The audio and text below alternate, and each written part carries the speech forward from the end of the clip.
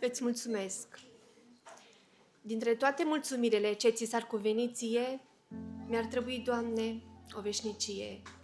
De aceea am ales azi vreo câteva, iar pe celelalte ți le voi spune la tronul de slavă cândva.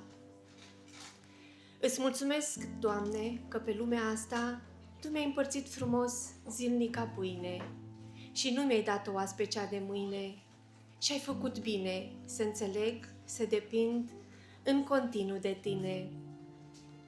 Îți mulțumesc, Doamne, că nu m-ai ascultat și mi-ai dat o colibă când ți-am cerut un palat.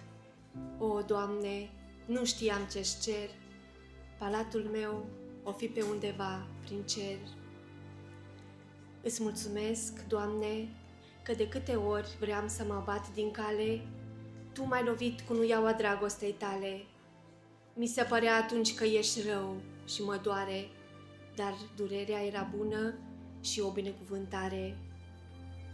Îți mulțumesc, Doamne, că ori de câte ori, când Te-am rugat ceva, fie că ai zis da, fie că ai zis nu, dar mai presus de toate îți mulțumesc că pe când trebuia să mor eu, ai murit Tu. Amin. Amin.